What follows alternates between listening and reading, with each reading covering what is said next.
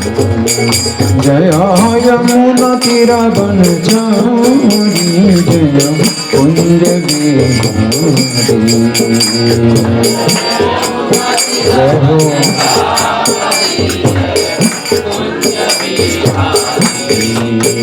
जय यमुना तीरा बनचारी जय कुंज बिहारी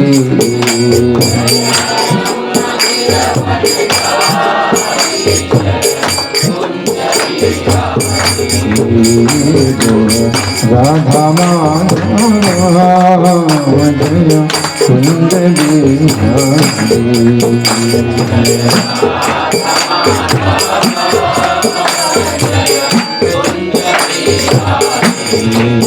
नित्य गौर हरि बोल हरि बोल हरि बोल हरि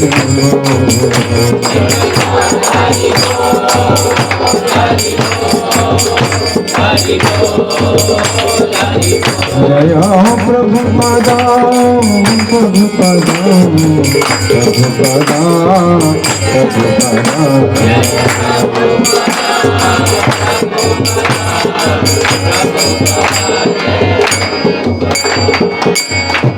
ओम विष्णुपाद परमहंस परिव्राजकाचार्य अष्टोत्तर श्री श्रीमधि डिवाइन ग्रेस अभयचरणारविंद भक्ति वेदांत स्वामी श्रील प्रभुपाद की जय। नित्य लीला प्रविष्ट ISKCON founder acharya saviour of the whole world Srila Prabhupada की जय। नामाचार्य हरिदास ठाकुर की जय। प्रेम से कहो श्री कृष्ण चैतन्य प्रभु नित्यानंद श्री अद्वैत गदाधर श्रीवासादि गौर भक्त वृंद की जय। श्री श्री राधा पार्थ सारथी ललिता विशाखा गोप गोपिका श्याम कुंड राधा कुंड गिरि गोवर्धन की जय। श्री श्री गौरताई की जय। श्री श्री जगन्नाथ सुभद्र बलदेव की जय। समवेत भक्त वृंद की जय। अनंत कोटि वैष्णव वृंद की जय। इस्कॉन वर्तमानाचार्य वृंद की जय। गौर Premanandi all glories to single devotees, all glories to single devotees, all glories to single devotees, all glories to Sri Guru and Gauranga। हरे कृष्णा। तो आज हम सब लोग सुन रहे हैं हरि बोल। मेरी किताब कहाँ है? किताब वो सर्वसाक्षी विष्णु है।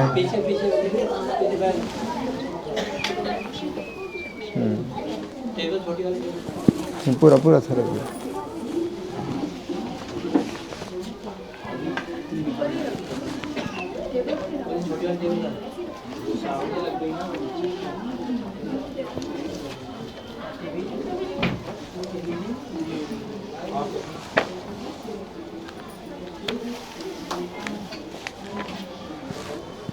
तो सब लोग सुन रहे हैं? धन्यवाद। तो आज हम लोग जगन्नाथ जी की कुछ कथा सुनेंगे और ये कथाएं बहुत प्रसिद्धि में हैं और अगर आपने सुनी है और मैं उसको फिर से सुना रहा हूँ तो इसमें कोई दोष नहीं है, क्योंकि इन कथाओं को जितने बार सुना जाए उतना ही रस मिलता है। ठीक है ना? तो मैं एक कथा सुनाऊंगा रघुदास की। तो आप लोगों से कितने लोग जानते हैं रघुदास की कथा? जगन्नाथ जी के संबंध में एक भक्त रघुदास हुए। रघुदास नहीं जानते? ठीक है। अगर आपने फिर भी पहले सुनी हो तो अभी उसको आप सुनिए, क्योंकि भगवान की कथा ऐसी है कि जिसको आप जितने बार सुनते हैं उतना रस मिलता है। जैसे चंदन की लकड़ी, जितना घिसो उतना उसमें सुगंध निकलती है, इसी प्रकार भगवान की कथा है। ठीक है। और जो भौतिक संसार की कथाएं हैं उनकी तुलना कैसे की जाती है? हरि बोल। सुनिए, जो सांसारिक कथाएं हैं, बहुत सी कथाएं, समाचार पत्र हैं, तो उनको कैसा माना जाता है कि आपने एक बार चूस लिया तो फेंक देते हैं। तो समाचार पत्र होता है और जो किस्से कहानियाँ हैं, एक बार पढ़ लिया तो फेंक देते हैं। अगर दोबारा पढ़ते हो तो क्या कहते हैं, चूसे कुछ चूसने से कि क्या कोई रस नहीं मिलेगा। ठीक है, तो सांसारिक कथाएं और समाचार जो होते हैं तो वो जो है एक बार पढ़ने के बाद उसको फेंक दिया जाता है, उसको रखा नहीं जाता है। वो उसी प्रकार से जैसे गन्ना का आपने चूस लिया तो फेंक देते हैं, अब दोबारा नहीं चूसेंगे आप, है ना। ये भगवान की कथा ऐसी नहीं है, भगवान की कथा ऐसी नहीं है। भगवान की कथा कैसी है, हरि बोल, सुन रहे। सांसारिक कथा और जो समाचार होते हैं वो तो गन्ने को चूसने की तरह होता है, एक बार चूस दिया फेंक दिया। लेकिन भगवान की कथा ऐसी नहीं है। भगवान की कथा कैसी है, मैंने क्या बताया, चंदन की लकड़ी के समान है।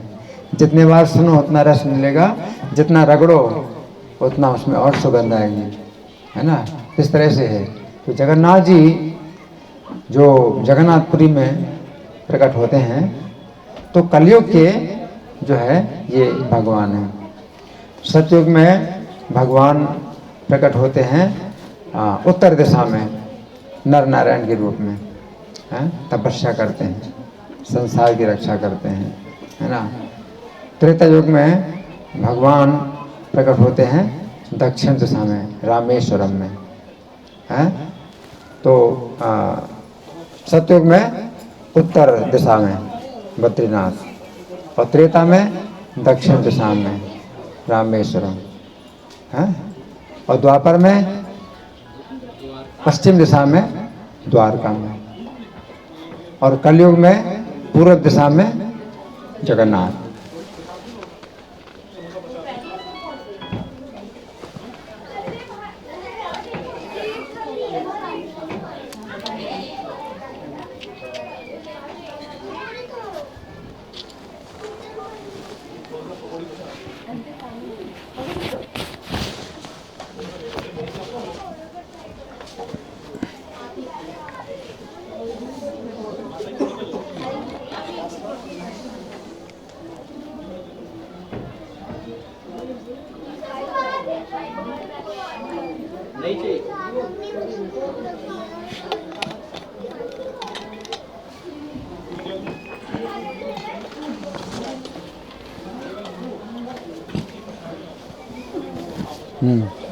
तो मैं क्या बता रहा था, कलयुग में भगवान किस दिशा में, पूर्व दिशा में जगन्नाथ के रूप में प्रकट होते हैं, है ना।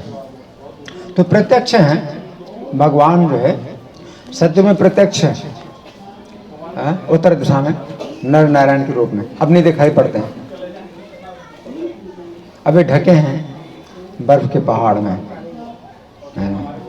त्रेता युग में भगवान प्रत्यक्ष रामेश्वरम में प्रकट होते हैं, द्वारका में भगवान प्रत्यक्ष प्रकट होते हैं द्वारकाधीश, हैं। और कल में भगवान प्रत्यक्ष प्रकट होते हैं जगन्नाथ जी, हैं, पूर्व दिशा में जगन्नाथपुरी में प्रकट होते हैं। तो उनकी बहुत लीलाएं हैं, उनके भक्त जो है उनके साथ में कैसे संबंध बनाते हैं और भगवान कैसे संबंध का निर्वाह करते हैं, तो वो जो है लीलाएं जगन्नाथपुरी में लिखी जाती हैं। रजिस्टर उनका एक अलग है रजिस्टर, उसमें सब लिखा जाता है। तो प्राचीन से प्राचीन जो घटनाएं हुई जगन्नाथ जी की वो भी लिखी जाती हैं, तो वो सब जो है रिकॉर्ड वहाँ पर रहता है। तो एक रघुदास नाम के भक्त थे और ये श्री रामचंद्र भगवान के भक्त थे, है ना। इनका नाम रघुदास था। और जगन्नाथ मंदिर के सिंह द्वार के निकट ये एक विशाल छत्र के नीचे निवास करते थे। कहाँ पर, सिंह द्वार। जगन्नाथ मंदिर के अलग अलग द्वार है ना, सिंह द्वार भी है। तो सिंह द्वार के निकट एक छत्र के नीचे, एक विशाल छत्र था, उसके नीचे निवास करते थे। एक बार भगवान जगन्नाथ के दर्शन करने के लिए मंदिर गए तो क्या देखा कि श्री राम, लक्ष्मण और सीता जी साक्षात विराजमान।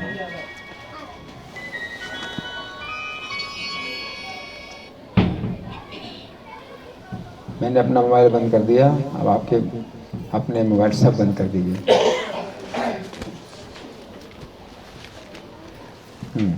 तो मैं क्या बता रहा था, एक बार जगन्नाथ जी के दर्शन करने गए तो क्या देखा उन्होंने?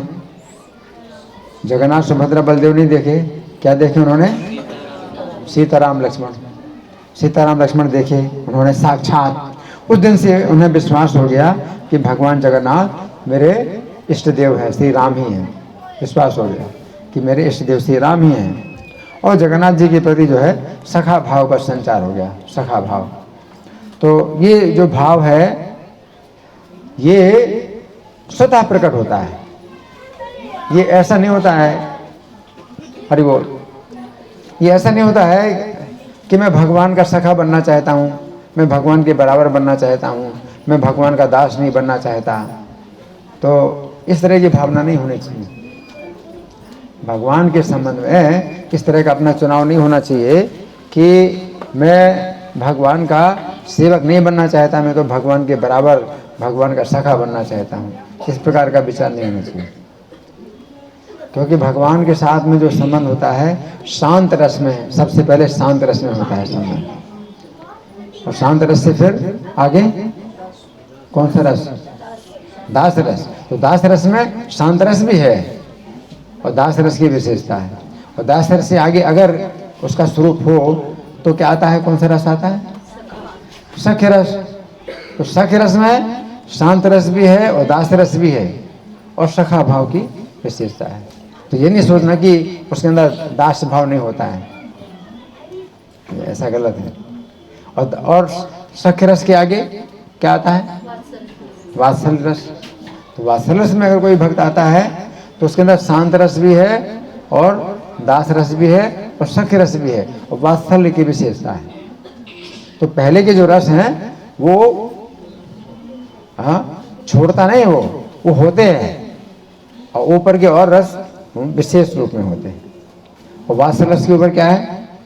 माधुर्य रस। तो माधुर्य रस में अगर किसी का स्वरूप होता है तो उसमें शांत रस भी है, दास रस भी है, सख्य रस भी है, वात्सल्य रस भी है और विशेषता है माधुर्य रस। तो ये अपना चुनाव नहीं होता कभी कि कोई कहते हैं हम गोपी भाव की नकल करें, है ना। तो ये सब जो है ये बड़े जो है अपराधी प्रवृत्ति के लोग होते हैं जो सीधे भगवान का जो है माधुर्य रस पाना चाहते हैं, और ये कभी नहीं होता है। चैतन्य महाप्रभु की भावना यही है कि गोपी भर्तु पति कमल और दास दासानुदासा, कि मैं उनके श्री कृष्ण के चरण कमलों के दास का भी दास। तो हम यही कोशिश करते हैं। और फिर अगर जागृत हो जाए वो भाव तो वो अलग बात है। तो रघुदास के अंदर भगवान के प्रति सखा भाव जागृत हो गया तो ये उसका अपना जो है वो आग्रह नहीं है कि मैं भगवान का सखा बनना चाहता हूँ। वो भगवान जो है स्वयं उसको सखा बनने का अवसर देते हैं या ऐसी स्थितियाँ बनाते हैं कि वो अपने को भगवान का सखा समझे। तो भगवान ही ऐसी स्थिति बनाते हैं, है ना। तो उनके अंदर सखा रस का भाव जागृत हो गया ना। तो एक बार रघु ने अति सुंदर पुष्पमाला बनाई। क्या बनाए? पुष्पमाला बनाई। उसे भगवान जगन्नाथ को अर्पित हेतु पुजारी को सौंप दिया, पुजारी को दिया, है ना। तो बहुत परिश्रम करके उसने जो है भगवान की पुष्पमाला बनाई और उस माला को जगन्नाथ जी को चढ़ाना चाहते। पुजारी उस माला को जगन्नाथ पर नहीं चढ़ाना चाहते थे क्योंकि रघु ने उसमें केले के वृक्ष की छाल से निर्मित धागे का प्रयोग किया था। केले के पेड़ की छाल में भी धागा निकलता है, उस धागे का प्रयोग किया था। तो और पवित्र है वो तो और पवित्र है।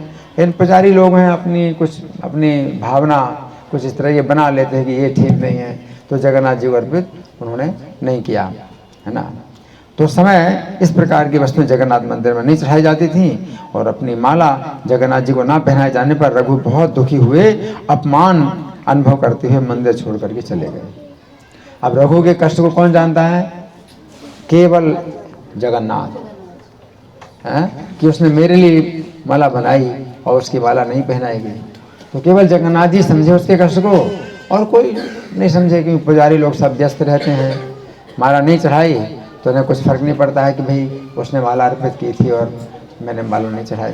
तो क्या हुआ, अब जब दिन समाप्त हुआ तो संध्या आरती पुजारी कर रहे थे जगन्नाथ जी की। अब जगन्नाथ जी अपना आक्रोश कैसे प्रकट करेंगे, वो भी जब समय आएगा तो जगन्नाथ जी अपना आक्रोश प्रकट करेंगे। अभी तक किसी को पता नहीं कि जगन्नाथ जी को कितना आक्रोश हो रहा है कि उनके भक्त का जो है अपमान हुआ। तो संध्या के समय पुजारी आरती कर रहे थे। भगवान के शयन के पहले पुजारी उन्हें बड़ा श्रृंगार, हरि बोल हरि बोल, क्या हो गया, हरे कृष्णा हरे कृष्णा, डिस्कनेक्ट, हरि बोल। आपको आवाज सुनाई पड़ रही, ठीक है। तो बड़ा श्रृंगार वेश धारण कराया और वस्त्र पहनाने के उपरांत पुजारी ने उनके शरीर को सुंदर फूलों से सजाना आरंभ किया, ठीक है। किंतु उस समय आश्चर्य में सब डूब गए कि लाखों प्रयास करने के बाद भी श्री हरि के शरीर पर एक भी पुष्प ना टिक सका, एक भी पुष्प नहीं टिक सका। भगवान के शरीर में लाखों प्रयास कर रहे हैं। हाँ, भगवान ने किसी को, हाँ, भगवान ने किसी भी फूल को स्वीकार नहीं किया। सभी पुजारी ये सोचकर बहुत चिंतित हो गए कि उनसे शायद अपराध हो गया है। अब अपराध का किसी को पता नहीं चल रहा है कि अपराध क्या हुआ है। हाँ, भगवान फूल नहीं धारण कर रहे हैं, हाँ, वस्त्र धारण कर लिए, ये फूल एक भी धारण नहीं कर रहे हैं भगवान, हरि बोल, है ना। किंतु ऐसा क्या अपराध हो गया। सबने अपने अपराध को समझने का लाख प्रयास किया, किंतु समझ में नहीं आया कि हमसे क्या अपराध हो गया। अब भगवान जब समझाएंगे तब समझ में आएगा ना। एक भक्त का अपमान हो गया, उसका कोई महत्व ही नहीं, कोई नहीं जानता कि कोई विश्वास भक्त है। उसने जो है माला पुजारी को दी थी भगवान को चढ़ाने के लिए, नहीं चढ़ाई तो नहीं चढ़ाई, क्या फर्क पड़ता है ना। ऐसे कितने लोग होते हैं, आते जाते हैं। तो कोई नहीं समझता था, हाँ, कि वो जगन्नाथ जी का विशेष भक्त है। तो हाँ, सभी मंदिर में ही सो गए, सब पुजारी मंदिर में ही सो गए, हैं, गए ही नहीं, हैं, क्योंकि उन्होंने तब तक उपवास रखने का निश्चय किया कि जब तक भगवान जगन्नाथ स्वप्न में प्रकट होकर उनके अपराध के विषय में ना बता दें तब तक वो भोजन भी नहीं करेंगे। सब पुजारी बिना भोजन किए सो गए मंदिर में ही, ये जानने के लिए कि हमारा अपराध क्या हुआ है, अब भगवान स्वप्न में बताएंगे। तो बिना खाए सो गए। कहाँ सो गए, मंदिर में ही सो गए। भगवान फूल नहीं धारण कर रहे हैं, कोई बहुत बड़ा अपराध हुआ है। तो हम भी अब प्रसाद नहीं पाएंगे, यहीं पर सो जाएंगे। और सोने का प्रयास क्यों कर रहे हैं कि सपने में तो भगवान बताएंगे, इसलिए सो गए, मंदिर में ही सो गए। तो भगवान उसी रात जगन्नाथ प्रधान पुजारी के स्वप्न में प्रकट हुए। उससे बताया, मेरा परम भक्त रघुदास मेरे लिए एक पुष्पमाला लाया था, उसने वो अत्यंत प्रेम भक्तिभाव से बनाई थी। तुमने माला का मात्र बाहरी रूप देखा और उसे मुझे माल्यार्पण करने की अनुमति प्रदान नहीं की। तुम उस माला की सुंदरता, उसमें छुपी श्रद्धा को ना देख सके। कौन कह रहे हैं, भगवान जगन्नाथ कह रहे हैं। उसने उसे प्रेम और भक्ति से गूंथा था। अब मेरा भक्त मेरी सेवा से वंचित होकर अपने सामने उस पुष्पमाला को रखकर अपने घर में पड़ा हुआ है। उसने कुछ नहीं खाया, मेरा भक्त सवेरे से कुछ नहीं खाया। तुम तो सवेरे से खाते रहे, अब रात को नहीं खाया, वो सवेरे से उसने नहीं खाया है। वो निरंतर विलाप कर रहा है, अभी तक नहीं सोया है। तुम लोग सो रहे हो, वो अभी तक सोया भी नहीं। जब तक मेरे परम भक्ति मनोकामना पूर्ण नहीं हो जाती, मैं तुमसे कोई भी माला कैसे स्वीकार कर सकता हूँ और मैं कैसे शांतिपूर्वक सो सकता हूँ। भगवान जगन्नाथ के, मैं कैसे सोऊंगा, मैं तुम्हारी माला कैसे स्वीकार करूंगा, मैं कैसे सोऊंगा। जगन्नाथ जी ने स्वप्न में ऐसा कहा। तुरंत ही मुख्य पुजारी जागे। उन्होंने अन्य पुजारियों को सब वृत्तांत विस्तार से बताया। समस्त पुजारी मिलकर रघुदास के समीप गए। अब पता लगाए कौन है रघुदास, तो सिंह द्वार के पास ही तो है, सिंह द्वार के पास ही। तो वो जो है वो सो नहीं रहा है, वो विलाप कर रहा है, उसने खाया भी नहीं है ना। तो सब पुजारी रघुदास के समीप गए, उससे अपने अपराध के लिए क्षमा याचना की और अपनी पुष्पमाला भगवान जगन्नाथ को अर्पित करने का निवेदन किया कि आप अपने हाथ से चढ़ाओ भगवान को जगन्नाथ, अपनी माला भगवान को तुम चढ़ाओ, अपने हाथ से चढ़ाओ। रघुदास ये सुनकर बहुत प्रसन्न हुए कि दया निधान भगवान उनकी पुष्पमाला स्वीकार करने हेतु उनकी प्रतीक्षा कर रहे हैं। रघुदास परम आनंद के समुद्र में डुबकियां लगाने लगे। कितना भगवान जो है कितना भगवान ने जो है कृपा की है। हाँ, अब दूसरी घटना है। एक घटना तो ये है, ये भी ड्रामा आप लोग खेल सकते हैं, बहुत बढ़िया ड्रामा, सरल भी है, सिंपल है ना। तो एक बार रघुदास गंभीर रोग से ग्रसित हो गए। स्वास्थ्य इतना क्षीण हो गया, अपने बिस्तर से नहीं उठ पाए और मल त्याग भी बिस्तर पर ही करना पड़ा, है ना। क्या करें, अकेले हैं। हाँ, दुर्गंध फैल रही, चारों तरफ दुर्गंध फैल रही है। रघुदास इतने असहाय हो गए कि कभी चेतना शून्य हो जाते थे और समय एक छोटा बालक रघुदास की सेवा करने के लिए उसके पास आया करता था।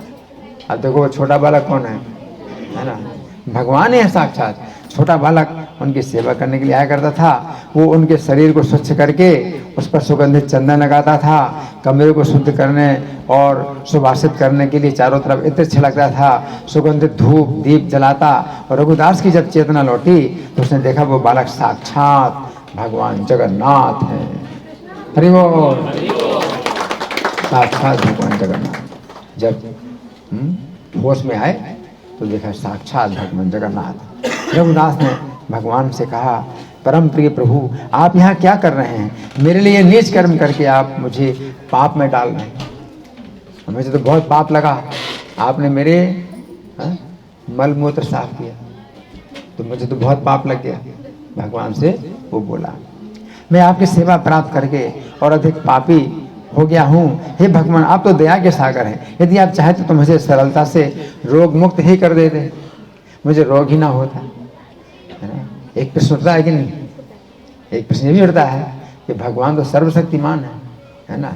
तो अपने भक्त को जो है अगर चाहें तो कोई रोग ना हो, कोई बाधा ना हो, है ना। तो आप मेरा मल साफ कर रहे हैं तो उससे अच्छा था कि आप मुझे रोग मुक्त कर देते, तो ये आपको सेवा नहीं करनी पड़ती, है ना। या भगवान के कितने और सेवक होते हैं, स्वयं भगवान क्यों करें? भगवान स्वयं क्यों करते हैं? उनके तो बहुत से सेवक हैं, किसी को भी भेज देते। भगवान स्वयं क्यों कर रहे हैं सेवा, है ना। इसका उत्तर क्या है? गीता के अध्याय 9 श्लोक संख्या 22, अनन्यास चिंतयन्तो माम ये जना पर्युपासते तेषां नित्याभियुक्तानां योगक्षेमं वहाम्यहम्।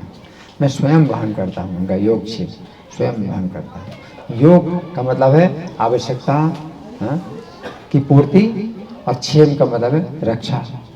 तो स्वयं करता हूँ, वहाम्यहम्, है। तो जब उन्होंने ऐसा कहा कि मुझे रोग मुक्त करने के बजाय आप मेरे लिए नीच कर्म क्यों कर रहे हैं, भगवान ने सरल मुस्कुराहट के साथ उत्तर दिया, हाँ, मैं आसानी से तुम्हें रोग मुक्त कर सकता था, किंतु मैं चाहता हूँ कि तुम समस्त प्रारब्ध कर्मों के पाप से मुक्त हो जाओ। तो भगवान एक उत्तर तो ये दे रहे हैं। एक उत्तर क्या है कि प्रारब्ध जो है ये भोगना होता है। इसका मतलब क्या है?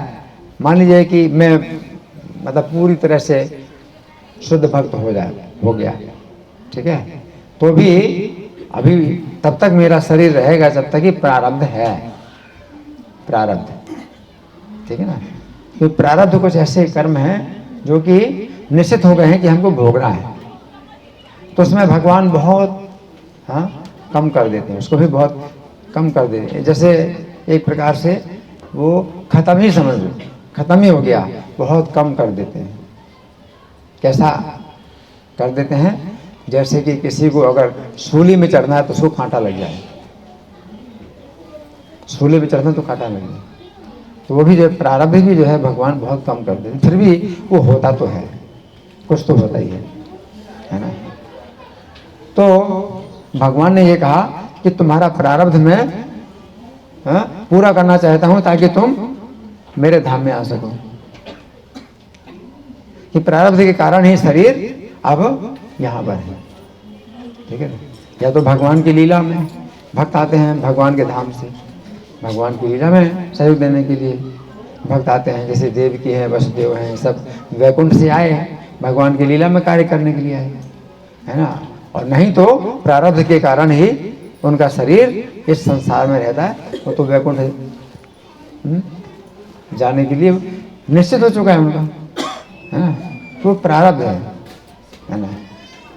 प्रारब्ध उसी प्रकार से है, प्रभुपाद ने बताया कि जैसे पंखा चल रहा हो तो स्विच बंद कर दिया तो भी पंखा चल रहा है, लेकिन वो निश्चित है कि पंखा बंद हो जाएगा, लेकिन वो फिर भी चल रहा है ना कुछ समय के लिए। उसी प्रकार से प्रारब्ध होता है। हमारे कर्म सब समाप्त हो चुके हैं, अब नए कर्म नहीं बन रहे हैं। कोई शुद्ध भक्त होता है तो उसके नए कर्म तो नहीं बनते, ये प्रारब्ध कर्म जो है कुछ है जो कि उसके होते हैं, जो भोगना पड़ता है। वो सुख और दुख के रूप में जो भी हो प्रारब्ध कर्म होता है। तो भगवान क्या कह रहे हैं रघुदास से कि तुम्हारा प्रारब्ध में जो है पूरा करके अपने धाम में ले जाना चाहता हूँ, इसलिए तुम्हारा मैंने रोग दूर नहीं किया, क्योंकि वो प्रारब्ध है ना। जब तक प्रारब्ध रहेगा तो मेरे धाम में नहीं आ पाओगे। तो प्रारब्ध तुम्हारा इसी प्रकार से मिटेगा। कैसे? भोग करके। लेकिन वो प्रारब्ध जो है जब भक्त भोगते हैं तो बड़ी आसानी से भोग लेते हैं। मच्चित्ता सर्व दुर्गानी मत प्रसादा तरिषसि। मुझ में अगर चित्त लगा हुआ है तो मेरी कृपा से सब कठिनाइयों को पार कर जाओगे। वो प्रारब्ध जो भी है तुम्हारा, जितना भी कष्ट है, मेरी कृपा से तुम इस प्रारब्ध का जो कर्म है उसको तुम पार कर जाओगे, है ना। मत प्रसाद मच्चित्ता सर्व दुर्गानी मत प्रसादा तरिषसि। तो प्रारब्ध जो है भगवान के जो शुद्ध भक्त होते हैं उनके प्रारब्ध होते हैं कुछ, है ना। तो यहाँ पर भगवान कहते हैं कि तुम समस्त प्रारब्ध कर्मों से मुक्त हो जाओ, जिससे अपनी मृत्यु के पश्चात मेरे परम धाम में स्थान पा सको। इसके तक ये तुम्हें ये भी जान लेना चाहिए कि जिस प्रकार मेरे भक्तों को मेरी सेवा से प्रसन्नता प्राप्त होती है, उसी प्रकार मैं भी अपने भक्तों की सेवा करके प्रसन्नता का अनुभव करता हूँ। क्या है? मेरे भक्त है मेरी सेवा करके प्रसन्नता का अनुभव करते हैं, तो मुझे भी अपने भक्तों की सेवा करने में प्रसन्नता का अनुभव होता है। नहीं तो वो भगवान का उत्तर पर्याप्त नहीं है कि प्रारब्ध है, ठीक है, प्रारब्ध भोग लिए तो उसमें भी तो कई भक्त भी सहायता करते हैं। तो भगवान किसी अपने भक्त को, अपने सेवक को भी भेज देते, तो भगवान स्वयं क्यों कर रहे हैं? तो इसका भी तो उत्तर होना चाहिए। इसका उत्तर भगवान ने क्या दिया कि मैं स्वयं अपने भक्त की सेवा करने में सुख अनुभव करता हूँ। जैसे माता होती है ना, है ना, तो अपने बच्चे की सेवा खुद करती है। उसके सैकड़ों दासियाँ हैं तो भी अपने बच्चे की सेवा खुद करती है, उसको आनंद आता है ना। तो भगवान को जो है स्वयं सुख मिलता है अपने भक्ति की सेवा करने में। तो भगवान का गुण देखो कैसा है, कैसा भगवान का गुण है ना, है ना। तो मैं सदैव तुम्हारी सेवा का अवसर प्राप्त करने की कामना करता हूँ। मेरे और मेरे भक्तों के मध्य किसी भी प्रकार का कोई भेद नहीं है। इस प्रकार भगवान जगन्नाथ और उनके भक्त रघुदास के अंतरंग संबंध स्थापित थे। इतना संबंध स्थापित था। रघुदास बहुत सरल थे, विनम्र थे। उनका स्वभाव एक छोटे से बालक की तरह निष्कपट था और भगवान जगन्नाथ के साथ उनका संबंध मित्र के समान था। कभी कभी भगवान जगन्नाथ एक छोटे से बालक का स्वरूप धारण करके उनके पास आते थे और दोनों साथ साथ क्रीड़ा करते थे। और इस सत्य का ज्ञान जन साधारण को भी हो गया, है ना, कि भगवान जगन्नाथ रघुदास के पास आकर विभिन्न लीलाएं करते हैं। हर कोई रघु का सम्मान करने लगा और वो सुप्रसिद्ध हो गए और भगवान के परम मित्र के रूप में वो जाने लगे। अब एक और घटना है, ये उस समय की है घटना जिस समय अंग्रेज शासन था, अंग्रेजों का शासन था। ये रघुदास उस समय की ना। तो एक भक्त ने रघुदास के साथ भगवान जगन्नाथ की लीला का आंखों देखा वृत्तांत सुनाया है। ये ज़्यादा समय नहीं हुआ है, अंग्रेजों का शासन जब था उस समय की बात है ना। तो एक बार रथ यात्रा के समय भगवान जगन्नाथ, बलराम और सुभद्रा के आसन रथ पर लगाए गए और राजा ने मार्ग स्वच्छ किया। वो तो परंपरा है, राजा ने मार्ग स्वच्छ किया और फिर रथ प्रस्थान के लिए तैयार था। हजारों लोगों ने रथ की रस्सी को खींचा किंतु अपने स्थान से हिला तक नहीं। अब रथ नहीं हिल रहा, क्या बात है?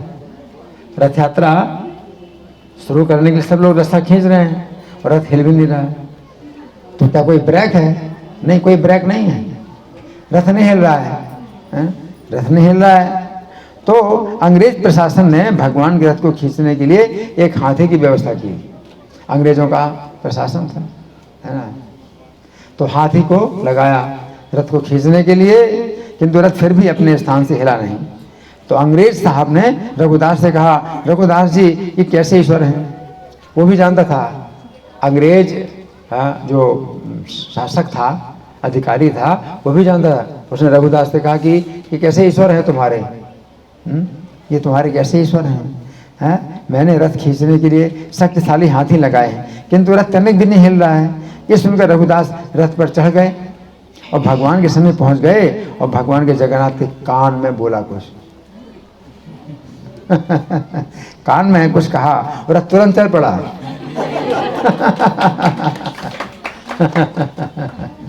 रथ तुरंत चल पड़ा।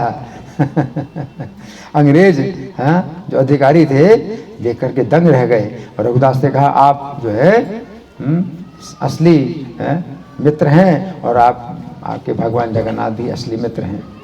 रघुदास जहाँ निवास करते थे वहाँ घर के बाहर प्रसाद से परिपूर्ण एक पात्र रख देते थे। जगन्नाथ जी का प्रसाद उनके पास आता था तो वो स्वयं नहीं खाते थे, उसको पहले अपने घर के बाहर रख देते थे, घर के बाहर रख देते थे।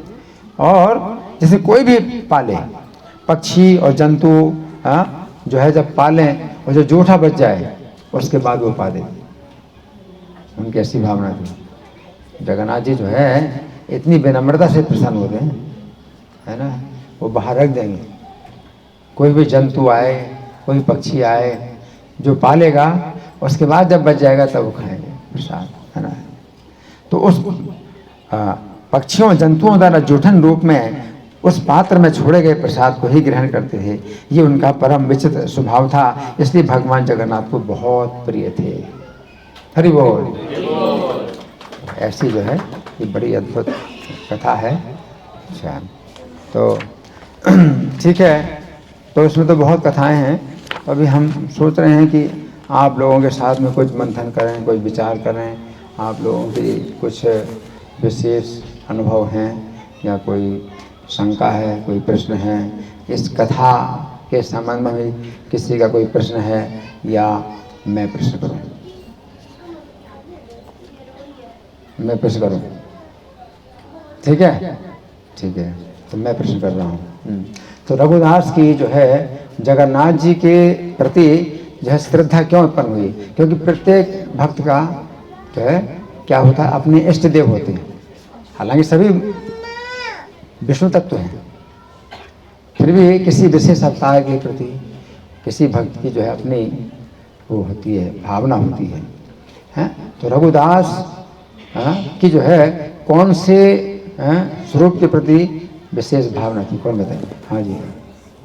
जब वो जगन्नाथ जी के दर्शन नहीं अभी पूछ रहे हैं कौन से स्वरूप के प्रति उनकी विशेष भावना थी? सीताराम लक्ष्मण हनुमान। हाँ, राम दरबार के प्रति, ठीक है। हाँ, अब कैसे उनकी जगन्नाथ जी के प्रति वो श्रद्धा, वैसी श्रद्धा जगन्नाथ जी के प्रति कैसे हुई, अब बताइए।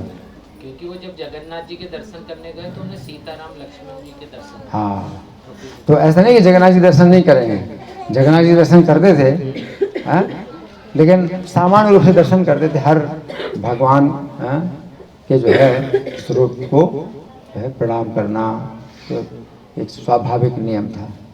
लेकिन जगन्नाथ जी के प्रति विशेष फिर रुचि जो हुई इस कारण से हुई कि उन्होंने क्या देखा कि ये हमारे इष्ट देव हैं सीताराम लक्ष्मण हनुमान, वही दिखाई दे रहे हैं। इस तरह से जगन्नाथ जी की प्रति रुचि उनकी उत्पन्न हुई, है ना। अच्छा, अब इस बात को कोई जानता नहीं था। जगन्नाथ मंदिर के पुजारी वहाँ कितने दर्शनार्थी आते हैं, है ना, वो इतने व्यस्त रहते हैं, वो तो कोई नहीं जान सकता इनको कि ये विशेष भक्त हैं, है ना। तो इन्होंने जगन्नाथ जी के लिए विशेष माला तैयार की, है ना। लेकिन जो जगन्नाथ के पुजारी हैं तो उन्होंने उस माला को जो है भगवान को अर्पित करने के लिए मना कर दिया। क्यों मना कर दिया, क्या कारण था? केले के छिलके के धागा केले की छाल के, हाँ तो केले की छाल का तो जो धागा है तो और इसमें परिश्रम ही होता है निकालने में, है ना। सामान्य धागा तो बहुत मिल जाएगा, केले की छाल से धागा निकालना बनाना तो और परिश्रम की बात है। और उसने उसमें जो है परिश्रम किया है और उसमें भगवान के प्रति उसकी बहुत श्रद्धा और पवित्रता की भावना से उसने किया। लेकिन वो पुजारी लोगों का कुछ अपना विचार कि भाई इस तरह की माला वो नहीं पहनाएंगे भगवान को, और नहीं पहनाया, है ना। और सवेरे से जो है वो माला उसकी जब वापस मिल गई तो अब वो अपना दुख किसको बताएं, वो बहुत दुखी होकर के अपने घर में आ गए, है ना। तो सवेरे से ना खाया और ना सोए, है ना। और जगन्नाथ जी ही केवल जानते थे उनके कष्ट को, है ना। लेकिन अब सब पुजारी लोग जिन्होंने उस माला को मना कर दिया था, उनको कैसे पता चला कि जगन्नाथ जी रुष्ट है। हाँ जी, जगन्नाथ जी स्वप्न में आए थे। जगन्नाथ जी, हाँ पुष्प जो अर्पित कर रहे थे, पुष्प एक्सेप्ट नहीं कर रहे, लाखों प्रयास करे हैं, पुष्प एक्सेप्ट, हाँ, ये कोई भी माला वो स्वीकार नहीं करते। वस्त्र तो धारण कर लिए हैं, लेकिन माला नहीं धारण कर रहे, माला नहीं धारण कर रहे, कोई माला नहीं धारण कर रहे हैं, है ना। और पुजारी लोग इतने चिंतित हो गए, क्या थोड़ी चिंता थी, बहुत बड़ी चिंता हो गई, और बहुत बड़ी चिंता हो गई, क्योंकि ये कोई सामान्य बात थोड़ी है। और एक बार ना, है ना, लाखों बार भी प्रयास कर रहे हैं, वो माला नहीं पहन रहे हैं, बहुत बड़ी चिंता हो गई। अब ये ऐसा नहीं हो सकता कि मैंने नहीं ऐसा नहीं, कुछ और हो सकता है, कुछ और कारण हो सकता है, कोई कारण नहीं है। जगन्नाथ जी स्वयं जो है रुष्ट हैं, ये पता चल गया। लेकिन क्या सोचते रहे दिन भर, मतलब काफ़ी समय तक सोचते रहे कि क्या अपराध हो गया, क्या अपराध हो गया, भाई तुमसे अपराध हुआ, तुमसे अपराध हुआ, सब आपस में पूछ रहे हैं मुझसे अपराध हुआ, किससे अपराध हुआ, किसी को समझ नहीं आ रहा है किसको अपराध हुआ, किसका अपराध हुआ। तो क्या किया उन्होंने, पुजारियों ने मंदिर में ही सो गए, वो भी नहीं खाए कि जगन्नाथ जी अगर रुष्ट हैं तो सपने में बताएंगे। तो सपने में फिर मुख्य पुजारी को भगवान जगन्नाथ ने दर्शन दिया, है ना, और ये बताया कि तुम लोग उस भक्त की भावना को नहीं पहचान पाए, उसने कितनी भावना से बनाया था, है ना। तो भगवान भावग्राही है, भावग्राही जनार्दन है ना। तो कोई व्यक्ति सोचता है कि भाई ये अच्छा नहीं लगता, ये देखने में अच्छा नहीं लगता, ये बहुत अशुद्ध है, बहुत कुरूप है, ये बहुत निर्धन है, लेकिन भगवान उसके भाव को ग्रहण करते हैं और कोई दोष पर विचार नहीं करते, चाहे सब प्रकार के दोष हों, कि भगवान जो है केवल भाव को ग्रहण करते हैं, भगवान भावग्राही है। और भगवान ने ही फिर बताया उनको कि इस समय जो है मैं कैसे सो सकता हूँ, और मैं तुम्हारी माला कैसे स्वीकार कर सकता हूँ, जबकि वो नहीं सोया अभी तक, उसने नहीं खाया, है ना। तो अभी इस समय तुम लोग क्या करो, तुरंत जाओ, उसके बाद तुरंत जाओ, है ना, उसे क्षमा मांगो और उसको बुलाओ, वो अपने हाथ से मुझे माला पहनाएगा। जब वो माला मुझे पहनाएगा तब मैं आप लोगों की माला पहनूंगा। भगवान ने जो है इस प्रकार से अपने भक्त का मान बढ़ाया। भगवान जो है अपने भक्त का मान बढ़ाते हैं, इसलिए भगवान का एक नाम क्या है इस संबंध में, अपने भक्त का मान बढ़ाते हैं, तो इस संबंध में भगवान का एक नाम है। क्या नाम है? भक्तानां मान वर्धनः। क्या नाम है? भक्तानां मान वर्धनः, अपने भक्तों का मान बढ़ाते हैं भगवान। अगर भक्त का अपमान हो जाए तो फिर अपना सम्मान नहीं स्वीकार करते। कोई व्यक्ति भगवान का सम्मान करे तो भगवान उसके सम्मान को स्वीकार नहीं करते। उसने अगर भक्त का अपमान कर दिया तो भगवान फिर जो है उसकी सेवा स्वीकार नहीं करते। तो ऐसे जो है भगवान के गुण हैं, ठीक है ना। तो आप लोगों की ओर से कोई प्रश्न है, कोई चर्चा है, या मैं प्रश्न करूँ? जी जी बोलिए। रामदास जी ने उनको भोजन मिलता था प्रसाद के रूप में, तो पहले खुद नहीं खाते थे, अपने बाहर रखते थे, पशु सबको सुनाई पड़ रहा है? जी खाना खाए वो खा ले, उसके बाद वो प्रसाद ग्रहण करते थे। जी। पर जैसे हम मंदिर में प्रसाद ग्रहण करते हैं तो प्लेटें साफ होती हैं, हाँ फिर भी उसको धोकर प्रसाद पाते, ऐसे कैसे? इनका अच्छा प्रश्न है। ये जरूर ऐसा प्रश्न होना चाहिए, क्योंकि इससे बहुत शंकाएं दूर होती हैं और एक व्यक्ति के प्रश्न से सभी लोगों का लाभ होता है। अब सब लोग तो प्रश्न नहीं कर सकते, एक व्यक्ति के प्रश्न से सभी का लाभ होता है। ये बहुत व्यवहारिक प्रश्न है ना। तो उनका प्रश्न यही है कि जो रघुदास थे तो वो जो है जगन्नाथ जी का प्रसाद रख देते घर के बाहर, जो भी पशु पक्षी जो भी आए खाएं, उसके बाद फिर वो खाएंगे प्रसाद, है ना। तो इस संबंध में ये जो है शिक्षा ऐसी नहीं है कि भाई हम लोग इस तरह की शिक्षा लें। हाँ, उनका गुण तो हम मान सकते हैं, लेकिन ये हमें शिक्षा नहीं मिलती। इस प्रकार की हमें शिक्षा नहीं लेनी चाहिए। कोई भी शिक्षा अगर हम लेते हैं तो शास्त्र साधु आचार्य तीनों से जो सम्मत हो, शास्त्र सम्मत हो, साधु सम्मत हो, आचार्य सम्मत हो, तब हम कोई शिक्षा ग्रहण करते हैं। इस तरह से नहीं फिर परेशानी हो जाएगी। ठीक है, पहली बात तो यह है कि जगन्नाथपुरी में ही ऐसी महिमा है प्रसाद की कि प्रसाद जो है वो चाहे कुत्ता भी खा ले वो जूठा नहीं होता है। जगन्नाथपुरी में ही ऐसा है कि उसमें कोई जो है इन्फेक्शन नहीं आता है।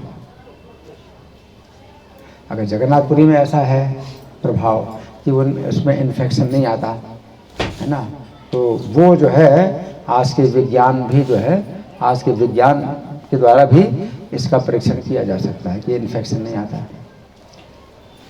ठीक है, लेकिन ये बात जो है हर जगह के लिए नहीं है, हर जगह के लिए नहीं है ये बात। ठीक है ना, तो इसलिए हम लोग जो है मतलब इस तरह से नहीं कर सकते। हर जगह के लिए ये नियम नहीं है कि जो है कुत्ते का जूठा हो खाएं। कभी कभी हो जाता है ऐसा। भक्ति सिद्धांत सरस्वती ठाकुर ने भी एक बार ऐसा किया था कि ढेर लगा था, चावल का ढेर लगा था, कोई बहुत बड़ा भोज हो रहा था और उस ढेर में कुत्ते ने खा लिया। तो भक्तों ने कहा कि गुरु महाराज ये तो कुत्ते ने जूठा कर दिया। तो उन्होंने वहीं उसी स्थान से कुछ चावल निकाल के खा लिए। बोले कि नहीं, भगवान का जो है प्रसाद वो दूषित नहीं होता। तो ये भी ऐसा भी होता है, ऐसा भी होता है, लेकिन हर समय हर जगह ये बात लागू नहीं होती। ठीक है ना, तो इसलिए हमें ऐसा सिखाया नहीं प्रभुपाद ने, या प्रभुपाद ने ऐसा नहीं किया। ठीक है ना, अगर प्रसाद की बहुत मात्रा है और अगर मान लो कुछ ऐसा हो जाए, अब ढेर है तो ढेर में तो मतलब कुछ ऐसा हो जाती है घटना तो अलग बात है, लेकिन अपनी थाली में अगर मान लो कुछ ऐसा होता है तो वो जो है हमारे लिए वो अनुकरणीय नहीं है, अनुकरण नहीं करना चाहिए। ठीक है ना, रघुदास थे, अगर उनकी ऐसी भावना है तो वो अलग बात है। तो माधवेंद्रपुरी की भी जो है इतनी ऊंची स्थिति थी कि उनके लिए गोपीनाथ जी ने जो मिट्टी का जो पात्र चुराया था, अमृत केरी, वो चुराया था, है ना। तो माधवेंद्रपुरी को जब मिला कि भगवान ने मेरे लिए चुराया, तो उन्होंने वो तो खा लिया, ये मिट्टी का पात्र भी नहीं फेंका, उसके भी टुकड़े कर लिए, अपने बस्ते में बांध दिए और एक टुकड़ा रोज खाते थे। तो माधवेंद्रपुरी की ऐसी भावना, तो वो हम नकल नहीं कर सकते। ठीक है ना, हमें अगर कोई कार्य करना है तो शास्त्र सम्मत हो और साधु और आचार्य सम्मत, तीनों के द्वारा सम्मत हो, तब हम कोई कार्य कर सकते हैं। ठीक है ना, अगर प्रहलाद जी को जहर पिलाया गया और भगवान का है वो प्रसाद मान करके उन्होंने ग्रहण कर लिया, तो ये हम नकल नहीं कर सकते, हम नकल नहीं कर सकते। ठीक है ना, भगवान का प्रसाद में भी हमें देखना पड़ता है कि भाई क्या हमारे जो है लिए सुपाच्य है। हाँ, अगर हमें कुछ बीमारी है उसके लिए मना किया गया है कि वो चीज़ ना लेना, मान लो बैगन नुकसान कर रहा है, किसी को आलू नुकसान कर रहा है, कोई चीज़ नुकसान कर रहा है, मुझे मिर्चा नुकसान करती है, तो मैं क्या करूँगा, है ना, तो मैं छोड़ दूँगा। लेकिन पहले से ही ना लो, वो ज़्यादा अच्छा है। अच्छा तो ये होता है कि जैसे मैं करता हूँ, हैं, तो अगर कुछ मतलब ऐसी चीज़ होती तो एक कटोरी में ही हमेशा निकालता हूँ, तो कटोरी से खाता हूँ। अगर मिर्चा भी आ गई तो मैं ले लिया, बाकी जो है छोड़ दिया। तो वो पूरा का पूरा प्रसाद वो जो है मतलब स्वच्छ ही है। मैंने चम्मच से निकाला और दूसरी चम्मच से निकाला, और जिस चम्मच से खा रहा हूँ वो मेरी कटोरी में रहती है, और दूसरी चम्मच से निकाल के इसमें डाला। तो इस तरह से वो जो है अच्छा यही होता है कि प्रसाद जो उठाना छोड़ा जाए और फिर उसको फेंकना पड़े। ठीक है, हम ये भी नहीं कह सकते मेरा जूठा है कोई खा ले। अब कोई खाए अलग बात है, लेकिन मैं नहीं मतलब खिलाऊंगा कि मेरा जूठा कोई खाए, है ना। तो अच्छा तो यही होता है कि अगर आप जो है उसमें से कुछ थोड़ा सा निकाला और आपने खा लिया तो बाकी जो है सब स्वच्छ है, तो उसको आप जो है छोड़ सकते हैं। फिर उसको किसी को भी दे सकते हैं, गाय को दे सकते हैं, या किसी भक्त को भी दे सकते हैं, कोई भी ले सकता है, तो कुछ ऐसा दोष नहीं है। ठीक है ना। तो आपके प्रश्न का उत्तर हो गया ना। मैं दूसरा इसके साथ ये था हाँ। कि जब प्लेटें तो साफ होती हैं उससे, तो फिर हम उनको दोबारा धोकर फिर प्रसाद खाते हैं मेरा दूसरे साथ। जो प्लेटें पहले से साफ हैं दोबारा धोके, वो तो आपकी संभावना है कि अगर मान लीजिए आपने धो करके रखा और हवा में मान लो और भी कुछ कीटाणु हैं अगर आ जाते हैं, धूल के कण आ जाते हैं, तो दोबारा पानी से निकाला है, तो पानी से तो निकालते हैं ना। तो पानी से निकालते हैं, क्योंकि संभावना होती है हवा में भी कुछ कीटाणु होते हैं या धूल के कण होते हैं, तो दोबारा धो लिया। तो वो जो है वो अपनी मतलब संभावना है। या आपने इतने स्वच्छता से रखा है और उसमें हवा नहीं जाती है, अगर इस तरह से है तो फिर आप ना धोएं तो भी हो सकता है कि ना धोएं। ठीक है ना। ठीक है, और कोई प्रश्न है जी। प्रभु जी एक प्रश्न दोबारा आता है, अगर दोबारा इसके ऊपर आप बता देंगे। ये है कि जैसे कि भगवान गीता में कहते हैं कि माँ में तुम शरणम भजो अहम तम सातो आपे तो बशो शामी मास्टर, मतलब मेरे शरण में अगर आते हैं तो उनका सारे पाप मैं सूची कर देता हूँ। तो फिर यहाँ पर रघुनाथ दास जी के साथ ये प्रारब्ध किया कि उनको शरण में तो पहले इनका प्रश्न है कि भगवान गीता में कहते हैं कि हम तो असर्व पापे भ्यो मोक्षयिष्यामि मा शुचः, कि तुम मेरी शरण में आओ तो मैं तुम्हें सब पापों से मुक्त कर दूंगा, तुम कुछ शोक मत करो। ठीक है, सही बात है। भगवान कहते हैं सब पापों से तुम्हें मुक्त कर दूंगा, हाँ, और सब पापों से मुक्त कर दूंगा। तो इसका मतलब क्या है, कितने पाप हैं आपके? पाप तो हैं पहाड़ की तरह, कितने जन्मों के पाप हैं, उसको कहते हैं संचित। संचित कहते हैं उसको। वो संचय जो है आपका जो है स्टोरेज है, वो इतना ज़्यादा है, इतना ज़्यादा है कि आपको करोड़ों करोड़ों जन्म लेने पड़ेंगे उनको भोगने के लिए। करोड़ों करोड़ों जन्म लेने पड़ेंगे। आप सोचिए, एक मनुष्य जीवन में इतना भी कर्म हो जाता है कि उसको दोबारा मनुष्य का जीवन नहीं मिलता है, करोड़ों करोड़ों करोड़ों जन्मों के बाद। और कितनी योनियां हैं सोचो, कितनी योनियां हैं। ऊँट, हाँ, क्यों, कितनी संख्या है उनकी, कितनी संख्या है ना। ये जितने भी जो है योनियां हैं जिनमें जीव हैं, ये मनुष्य जीवन में ही किए हुए कर्म से इनको ये शरीर प्राप्त हुए हैं। एक मनुष्य जीवन में कितना कर्म हो जाता है कि कितने कितने जन्मों तक उसको मनुष्य का जीवन नहीं प्राप्त होगा। ये सोचिए, बहुत कर्म का जो है ये बंधन है, बड़ा जो है भयानक है बंधन होता है कर्म का। तो आपके संचित कर्म या पाप कितने हैं उनको आप जो है सोच नहीं सकते कि कितने कितने जन्म लगेंगे उसको भोगने में। और वो भगवान ने साफ कर दी, कर्माणि निर्दहते किंतु च भक्ति भाजा, वो सब जला डालते हैं, और नहीं तो वो भोगने ही पड़ेंगे।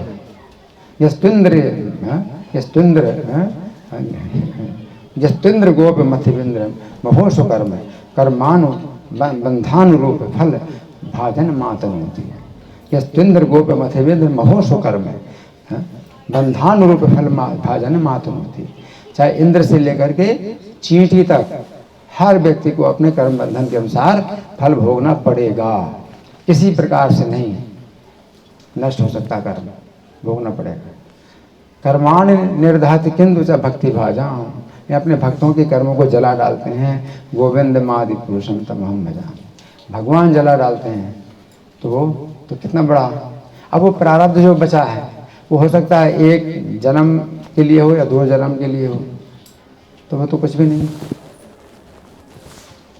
जो प्रारब्ध है जो आपका बच गया है वो 1 जन्म के लिए हो या 2 जन्म के लिए, तो वो तो कुछ भी नहीं है।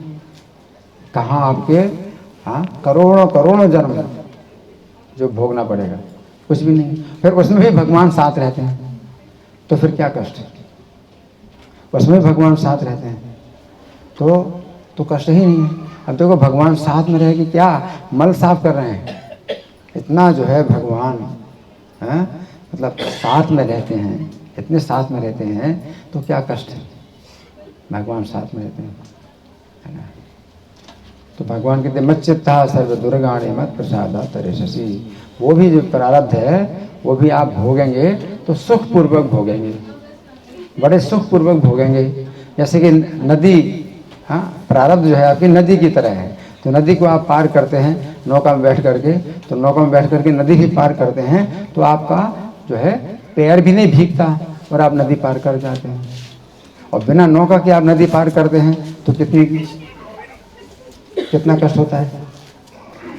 तो वो प्रारब्ध भी अगर वैसे भोगना हो तो कितना कष्ट होगा। और भगवान की कृपा से जब प्रारब्ध आप वो भोगेंगे तो वो आप कितनी सुख पूर्वक उसको भोगेंगे। कि नौका के द्वारा आप नदी पार करते हैं और बिना नौका के नदी पार करते हैं, कितना अंतर होता है। तो प्रारब्ध भी जो भोगना है उसमें भी भगवान साथ में रहते हैं, है ना।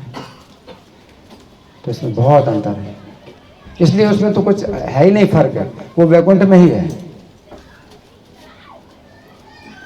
इसलिए भक्त ये भी कहता है कि मुझे कोई जरूरत नहीं है, जन्मनि जन्मनीश्वरे भवदात भक्ति रहे जुड़ी गई है।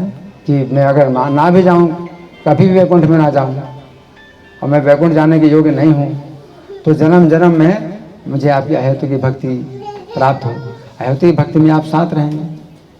अगर आप साथ रहेंगे तो भौतिक संसार जो दुख हालयम है, जन्म मरण का है, इसमें भी मुझे कोई कष्ट नहीं है।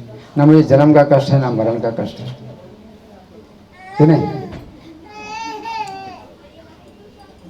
तो भगवान ने तो भस्म कर दिए पाप, लेकिन जब भस्म भी करते हैं भगवान, जैसे मान लो कि 100 टन लकड़ी उसको भस्म कर दिया तो भी कुछ राख तो बचती है, भस्म तो बचती है। तो वही पाप है आपका, प्रारब्ध वही है।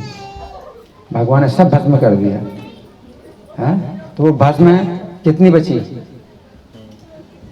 कितनी थोड़ी सी तो बची, थोड़ी सी बची तो वो कुछ भी नहीं है, वो कुछ भी नहीं है ना। उसमें भी भगवान साथ में, उसमें भगवान साथ में है तो कितना सुख है कि वैकुंठ, वो वैकुंठ में ही है। वैकुंठ जाने में और यहाँ रहने में कोई अंतर ही नहीं, भगवान साथ में है। सोचिए, और भगवान को सुख मिलता है अपने भक्त के साथ में है, उसकी सेवा करने में, है ना। इस संबंध में एक बार बीरबल और अकबर का जो है हुआ था, बहस हुई थी, है ना। तो अकबर ने कहा था कि देखो आपके जो भगवान हैं उनका जो है कोई ज़्यादा मैं प्रभावित नहीं हो रहा हूँ उनके गुणों से, क्योंकि देखो एक हाथी को बचाने के लिए वो खुद आना पड़ा, उनको खुद आना पड़ा, है ना। अरे मैं बादशाह हूँ तो मैं किसी को भी जो है बोल सकता हूँ भाई किसी की सहायता करे, किसी गरीब की सहायता करे, मुझे थोड़ी उसके घर जाना पड़ेगा, है ना। तो आपके भगवान में क्या शक्ति है, क्या ऐश्वर्य है, मैं तो प्रभावित नहीं हूँ, है ना। तो बीरबल ने कहा जहाँ पनाह है मुझे आप कुछ समय की मोहलत दीजिए, आपके इस सवाल का जवाब दूंगा। तो बीरबल ने जो है बेगम साहिबा से अपना कुछ जो है अपने पक्ष में किया कि जहाँ पनाह को पता ना चले और आप जो है हमारे साथ रहो। तो फिर जो है एक मोम का पुतला बनाया बीरबल ने। तो शहजादा जो था अकबर का पुत्र, तो उसके ही आकार का मोम का एक पुतला बनाया, उसको वैसे ही कपड़े पहना दिए और यमुना के किनारे जो है बेगम साहिबा बैठी थी और जो बादशाह थे अकबर वो जो है पास में ही थे, वो यही देख रहे थे कि जो है उनका बच्चा उनकी माँ की गोद में है तो अपना संतुष्ट थे। तो उसी समय बीरबल ने जो है उस बच्चे को अपने हाथ में ले लिया, अपनी गोद में ले ली। तो अकबर ने सोचा ठीक है कोई बात नहीं, तो बीरबल के हाथ में है कोई बात नहीं। अचानक बीरबल ने क्या किया, ड्रामा किया। तो नदी किनारे गए, एकदम से छोड़ दिया, हाँ, और एकदम से घबरा गए, अरे बच्चा चला गया, बच्चा चला गया। और अकबर ने तुरंत डुबकी लगाई, कूद पड़े, तुरंत डुबकी लगाई और मोम के पत्ते को उठा के लाए। बीरबल तुमने मेरे साथ ऐसा मजाक क्यों किया? तो बोले जहाँ बना है आपके इतने सेवक थे, आप जो है किसी को भी बोल देते, आप खुद क्यों गए? तो अकबर को पता चला तो अरे वो तो भगवान जो है भक्त की रक्षा के लिए इतने तत्पर होते हैं कि वे भी सोचते हैं कि मैं किसी को बोलूँगा तो देर हो जाएगी, मैं किसी को बोलूँगा तो देर हो जाएगी, इसलिए भगवान दौड़ते हैं। और साथ साथ उनका स्नेह भी होता है कि वे स्वयं उसकी रक्षा करना चाहते हैं, इसलिए वहाँ में हम शब्द का प्रयोग किया है। वहाँ में मैं स्वयं जो है करता हूँ, तो अपने भक्ति रक्षा में स्वयं करता हूँ, है ना? ठीक है ना? ठीक है, आज का कार्यक्रम हो गया पूरा। धन्यवाद। श्री जगन्नाथ कथा महामहोत्सव की जय, श्री प्रभुपाद की जय। हरे कृष्ण।